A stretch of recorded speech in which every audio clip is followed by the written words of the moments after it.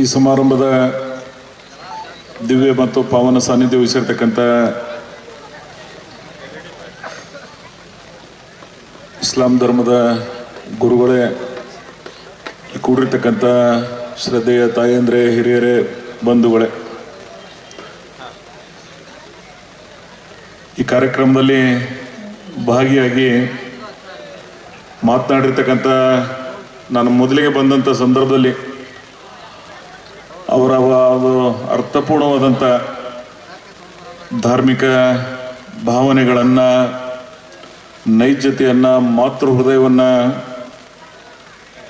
ಬದುಕಿನ ಸ್ವರೂಪವನ್ನು ಭಾಳ ಅರ್ಥಪೂರ್ಣವಾಗಿ ವಿವರಿಸಿದ್ದಾರೆ. ಹಾಗೆ ನಮ್ಮ ಮೌಲಾನವರು ಹಿರಿಯರ, ಯುವಕರ ವ್ಯತ್ಯಾಸಗಳನ್ನು ಸೂಕ್ಷ್ಮವಾಗಿ ನಮ್ಮ ಮುಂದೆ ಇಡ್ತಕ್ಕಂಥ ಪ್ರಯತ್ನವನ್ನು ಮಾಡಿದ್ದಾರೆ. ಆದರೆ ನನಗೆ ಈ ಧಾರ್ಮಿಕ ವೇದಿಕೆ ಮುಖಾಂತರ ತಮ್ಮಲ್ಲಿ ಮನವಿ ಮಾಡಿಕೊಳ್ಳೋದಿಷ್ಟೇ, ಒಂದು ಸಮುದಾಯ, ಒಂದು ಭಾಗ, ಒಂದು ದೇಶ ಮುಂದೆ ಬರಬೇಕಾದ್ರೆ ಶಿಕ್ಷಣದಿಂದ ಮಾತ್ರ ಸಾಧ್ಯ ಅಂತಕ್ಕಂಥ ಪ್ರಾಮಾಣಿಕ ಸತ್ಯವನ್ನು ನಿಮ್ಮ ಮುಂದೆ ಹೇಳ್ತಕ್ಕಂಥ ಪ್ರಯತ್ನವನ್ನು ಮಾಡ್ತಾ ಇದ್ದೇನೆ. ಈ ಭಾಗದ ಉಪವಿಭಾಗ ಅಧಿಕಾರಿಗಳಿರ್ತಕ್ಕಂಥ ಅಬೀದ್ ಗದ್ದಾಳ್ ಅವ್ರಿಗೆ ಕೇಳಿದೆ ನಾನು. Actually literacy of Muslim community ನೀವು ಗೂಗಲ್ದಲ್ಲಿ ಹೋಗಿ ನೋಡಿದ್ರಿ ಅಂದರೆ ಭಾಳ ನೋವು ಅನ್ನಿಸ್ತದೆ. ಆ ಸಾಚಾರ್ ರಿಪೋರ್ಟ್, ಚಹಾ ರಿಪೋರ್ಟ್ ಸೂಕ್ಷ್ಮವಾಗಿ ಬ್ರಿಟಿಷರ ಬರೋಕ್ಕಿಂತ ಮೊದಲು ಮತ್ತು ಈಗ ಆ ವ್ಯತ್ಯಾಸಗಳನ್ನು ಗಮನಿಸಿ ಈಗಿನ ಯುವ ಜನಾಂಗಕ್ಕೆ ಈ ಸಮುದಾಯದ ಮೇನ್ ಸ್ಟ್ರೀಮಿಗೆ ಬರಬೇಕಾದ್ರೆ ಶಿಕ್ಷಣದಿಂದ ಮಾತ್ರ ಸಾಧ್ಯ. ಧಾರ್ಮಿಕತೆ ನಮ್ಮ ಬದುಕಿಗೆ ಆಧಾರ ಆಗಿರಬೇಕು. ಅದರ ಶಿಕ್ಷಣ ನಮ್ಮ ಜೀವನದ ಅಂಗಾಧಾರ ಮಾತ್ರ ನಾವು ಮೇನ್ ಸ್ಟ್ರೀಮಿಗೆ ಬರ್ಲಿಕ್ಕೆ ಸಾಧ್ಯ ಆಗ್ತದೆ.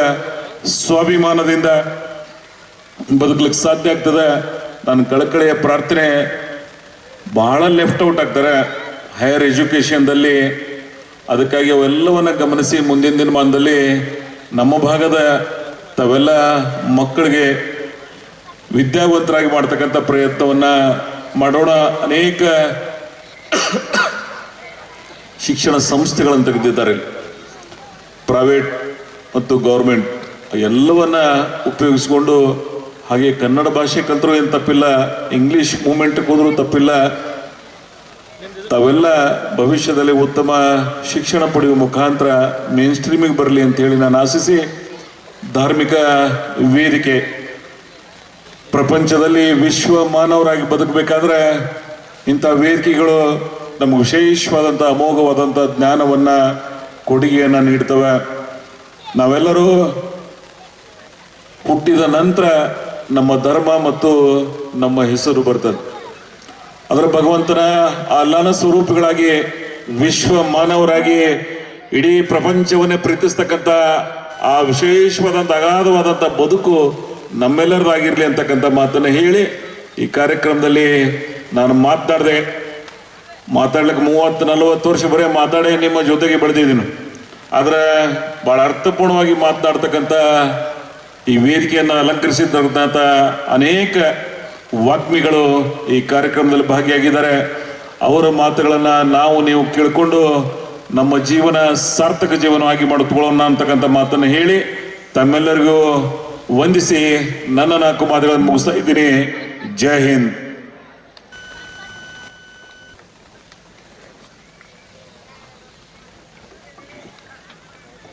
शुक्रिया, जज़ाकुमुल्लाहु खैर।